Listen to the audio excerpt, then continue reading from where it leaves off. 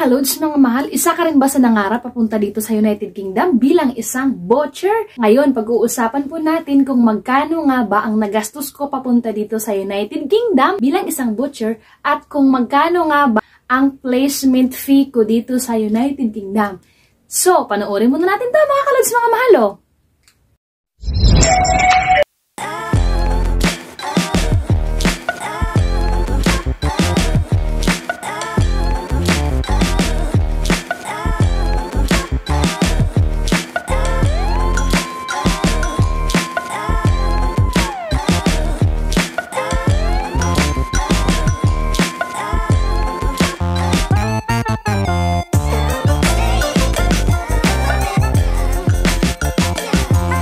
Ang itatakil ko po ngayon is yung magkano nga ba yung nagastos ko. Lahat-lahat po, papunta po dito sa United Kingdom. Hindi ko na po maalala ang lahat kung magkano po nagastos ko. Pero naghalongkat po ako ngayon dito sa mga papers ko. Yan, nakita ko dito yung mga requirements ko, IELTS, IUM, andito yung mga medical ko. So, naghalongkat ako ngayon sa luggage ko. So, yun ang pag-uusapan natin. Para naman meron po kayong mga idea kung magkano po ba talaga ang nagastos ko at kung may placement fee po ba talaga dito sa United Kingdom. Gastos ko lang po talaga, bukod sa mga pamapamasahe, mga xerox, yung naalala ko lang po na gastos ko is, i-direct to the point ko na po kayo kasi alam ko po, is atat po talaga kayo. Ganyan din po ako dati.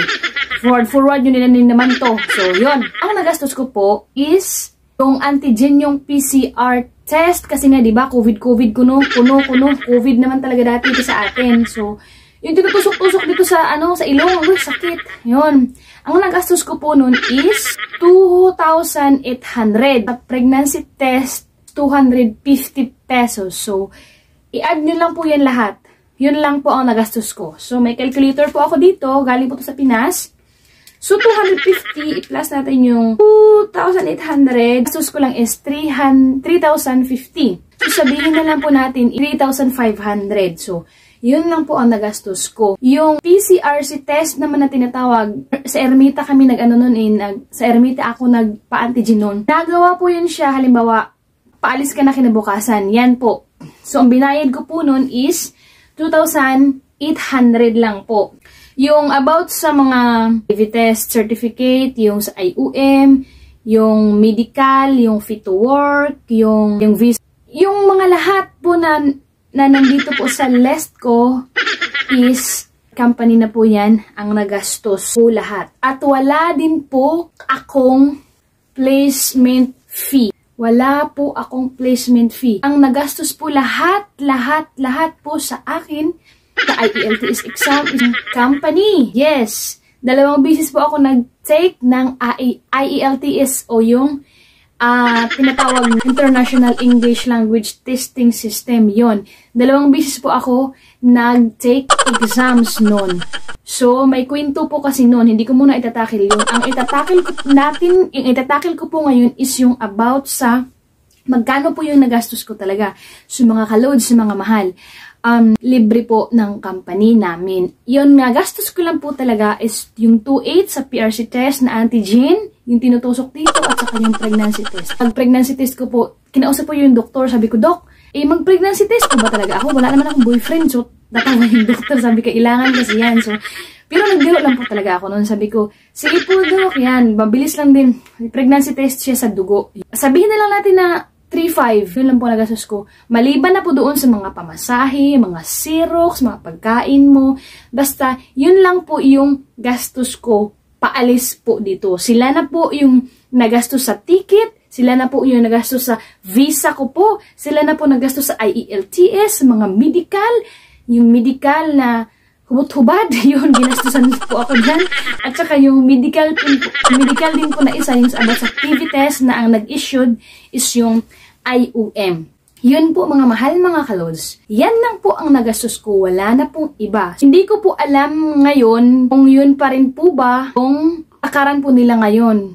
Libre ba? Kasi parang naka-hold po ngayon yung agency ko. Mga agency naman po dyan na nagpapalabas po dito. So hindi lang po yung agency namin. Yun mga mahal mga kalods, gastos po lahat ng company ko po na Danbia. Ang agency ko po is Venture Management International Corporation. Yan po yung aking agency dyan sa Pilipinas. Okay mga mahal mga kalods? So, mag-comment lang po kayo dyan mga mahal mga kalods at sasagutin ko po kayo.